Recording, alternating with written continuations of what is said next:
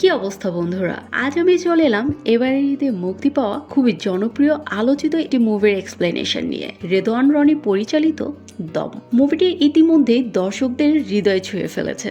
এটি একটি real life survival story. অনেকেই প্রশ্ন করেছেন সিনেমার নাম দম কেন।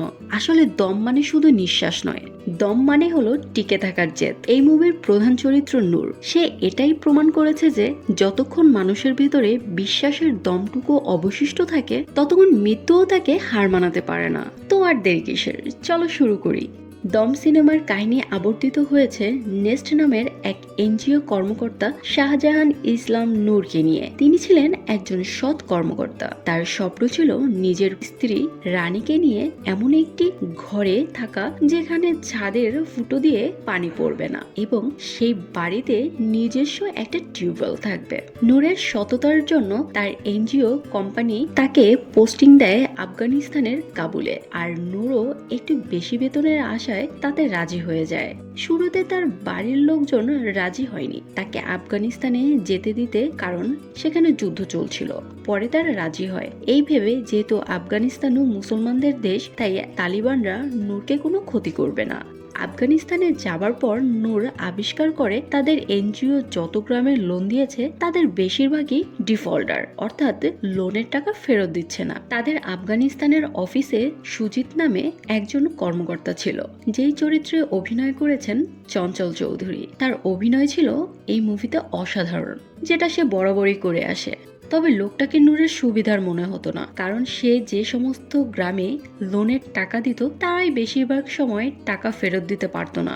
নূর তখন বিষয়টা নিয়ে তদন্ত করার জন্য সেই গ্রামগুলোতে যায়। বেশিরভাগ ক্ষুদ্র ঋণই দেওয়া হতো আফগানি লোকদের স্ত্রীদের নামে। নূর যখন লোন গ্রহীতাদের খুঁজতে লোকদের স্ত্রীদের নাম বলতো, তখন দেখা যেত গ্রামগুলো থেকে পুরুষেরা তাদেরকে ধাওয়া করে বের করে দিত, কারণ আফগানিরা নিজেদের স্ত্রীদের নাম প্রকাশ্যে অন্য কোনো পুরুষ উচ্চারণ করুক সেটা পছন্দ করে না। নূর বুঝতে পেরেছিল কাজ করা তার জন্য অনেক বেশি চ্যালেঞ্জিং হবে, তবে সে বুঝতে পারেনি কাজের চ্যালেঞ্জের বাইরেও আফগানিস্তানে যাবার মাত্র 1.5 মাসের মাঝে তাকে তালেবানরা অপহরণ করবে।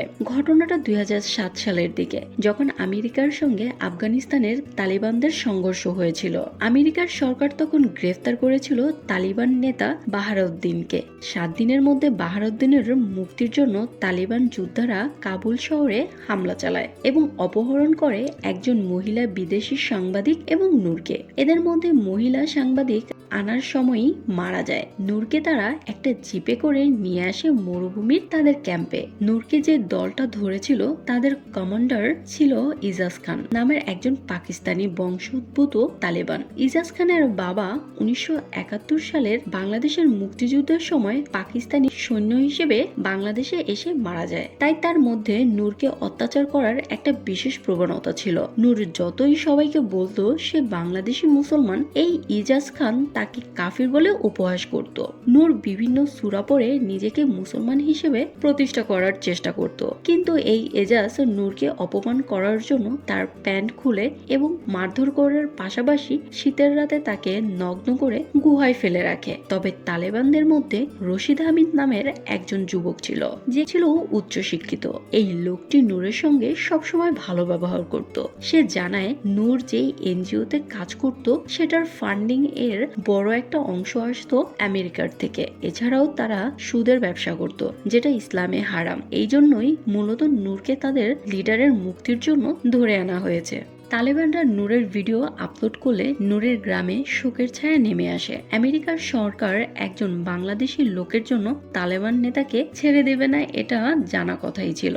তাদের অত্যাচারে সে সময় মারা যায় বাহারউদ্দিন নামের সেই তালেবান নেতা। ফলে তালেবানরা সিদ্ধান্ত নেয় নূরকে হত্যা করে ফেলবে। নূর তখন বাঁচার জন্য তাকে খাবার দিতে আসলে কৌশলে সেখান থেকে পালিয়ে যায়, কিন্তু মচকানো পা নিয়ে খুব বেশি দূরে যেতে পারে না। তাকে আবার ধরে আনা হয়। হয়। নূর গোসল করে নামাজ পড়ে নেয়, কারণ সে জানতো কিছুক্ষণ পরেই তাকে হত্যা করা হবে। তালেবানদের বন্দি বিচার করার পদ্ধতি ছিল বেশ অদ্ভুত। তারা বন্দিকে একটা গাধার উপর বসিয়ে দিত, তারপর গাধাটা একটা খুঁটির সাথে দড়ি দিয়ে বেঁধে রাখত।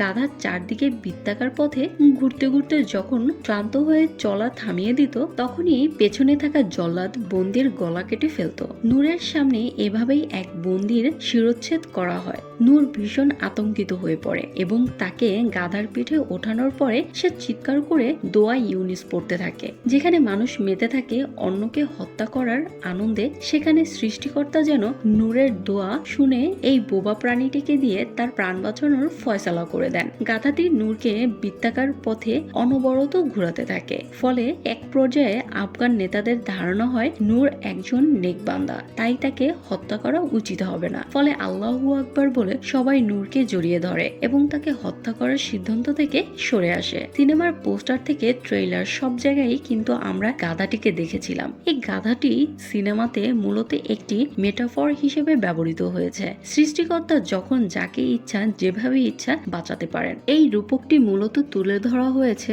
এই গাধার মাধ্যমে।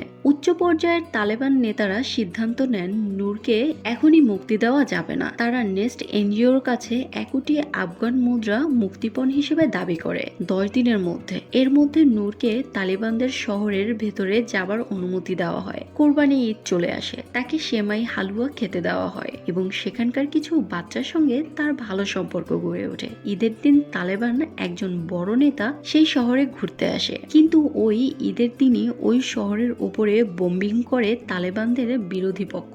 সে সময় নেতার গাড়িতে করে পালিয়ে যাবার সুবর্ণ সুযোগ পায় নূর, কিন্তু হঠাৎ সে লক্ষ্য করে যে বাচ্চারা তাকে খাবার দিয়েছিল তাদের মধ্যে আফিয়া নামের একটি মেয়ে বোম্বিং এ ভয়ঙ্করভাবে আহত হয়েছে। তখন নূর না পালিয়ে গিয়ে আফিয়াকে সাহায্য করতে আসে, তবে আফিয়া মারা যায়। এইদিকে নূরের স্ত্রী রানী ঢাকাতে নেস্টের হেড অফিসে চলে আসে। তিনি অনেকটা জোর করেই নেস্টের চেয়ারম্যান মিল্লাত সাহেবের সঙ্গে দেখা করেন। মিল্লাত সাহেবের কাছ থেকে আমরা জানতে পারি তারা টাকা দিয়ে নূরকে ছাড়িয়ে আনতে চাইলেও আমেরিকার সরকার সেটা চাইছে না। তাদের ধারণা একজনকে মুক্তিপণ দিয়ে ছাড়িয়ে আনলে ভবিষ্যতে আরো লোককে তালেবানরা টাকার জন্য অপহরণ করতে পারে। তাই আমেরিকানরা মুখে যতই বলুক বন্দির সেফ রিটার্নের জন্য তারা বদ্ধপরিকর। বাস্তবে তারা নূরের জন্য যেন নেস্ট এনজিওর কেউ কোনো টাকা দিতে না পারে সেজন্য নেস্টের আফগানিস্তানের সকল ব্যাংক অ্যাকাউন্ট ফ্রিজ করে দিয়েছে। এদিকে নূরকে প্রতিনিয়ত সেই পাকিস্তানি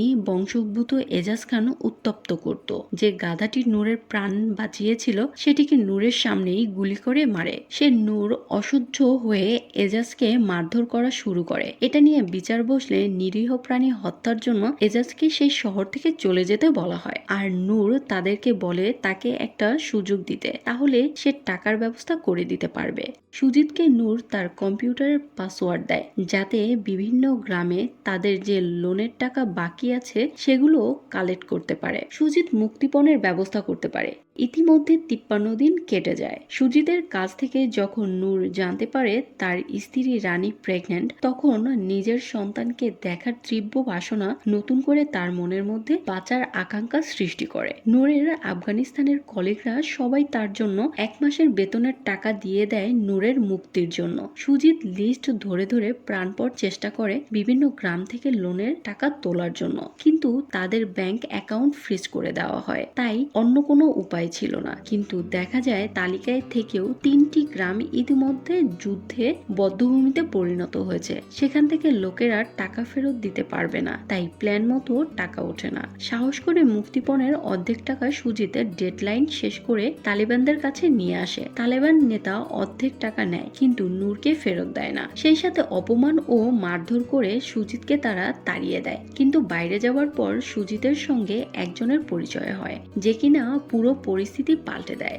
নূরকে ছাড়ানোর জন্য মিল্লাত সাহেবের কাছে সাহায্য না পেয়ে তার স্ত্রী রানী 15 দিন ধরে ধর্ণা দিয়েছিল পররাষ্ট্র মন্ত্রণালয়। একজন গ্রামের মহিলার জন্য ঢাকায় এসে পররাষ্ট্র মন্ত্রীর সঙ্গে দেখা করা কতটা কঠিন সেটা নিশ্চয়ই আমাদের বুঝতে অসুবিধা হওয়ার কথা নয়। রানী অবশেষে একজন সাংবাদিকের সহায়তায় পররাষ্ট্র মন্ত্রীর সঙ্গে দেখা করেন এবং তার কাছে বিস্তারিত সবকিছু খুলে বলেন। এরপর পররাষ্ট্র মন্ত্রী ফোন করে দেন তার কাছের এক বন্ধুকে, যে কিনা CIA তে চাকরি করেন। CIA নিজেদের একজন স্পাইকে ইনফিলট্রেট করে রেখেছিল তালেবানদের মাঝে। সেই CIA এজেন্ট তালিবান নেতা শেষ পর্যন্ত সুজিতকে সাহায্য করে এবং নেগোসিয়েশনের মাধ্যমে সেই অর্ধেক টাকাতেই নূরকে মুক্তি দিতে রাজি করানো হয়। নূরকে একটা গাড়িতে করে তালেবান সদস্যরা নিজেদের এরিয়ার বাইরে রেখে বিদায় নেয়, কিন্তু তাদের মধ্যে পাকিস্তানি বংশোদ্ভূত এজাজের দলের লোক ছিল, যে এজাজকে জানিয়ে দেয় নূরকে মুক্তি দেওয়া হয়েছে। এজাজ প্রতিশোধ নেওয়ার জন্য নূরকে খুঁজে বের করে এবং তাকে মেরে ফেলতে চায়। বন্দী অবস্থায় নূর সবসময় ভীত হয়ে থাকতো, কিন্তু এখন এই নূর স্বাধীন। নূর সেই এজাজের সঙ্গে মারামারি করে। তাদের পেছনে ছিল একটা বয়ে চলা খাল। নূর এজাজকে নিয়ে সেই পানির মধ্যে পড়ে যায়। নূর গ্রামে কাবাডি খেলায় খুব পারদর্শী ছিল।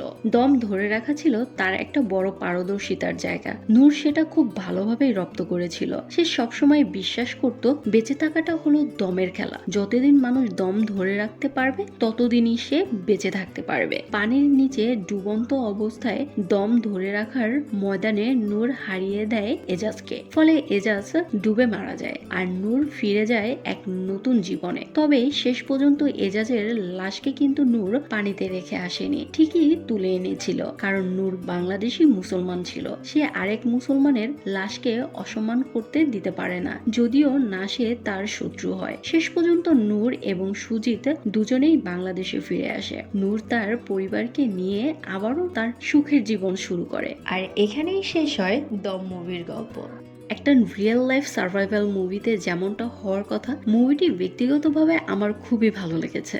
তো বন্ধুরা, আজকে আমাদের মুভিটি তোমাদের কেমন লাগলো? নিশ্চয়ই অনেক ভালো লেগেছে। আর হ্যাঁ, তোমরা কে কে হলে গিয়ে এই মুভিটি দেখেছো অবশ্যই আমাকে কমেন্টস করে জানাতে ভুলবে না। আর যারা হলে না গিয়ে আমার মাধ্যমে পুরো গল্পটি জেনে ফেলেছো, তারাও অবশ্যই কমেন্টস করে আমাকে জানাতে ভুলবে না।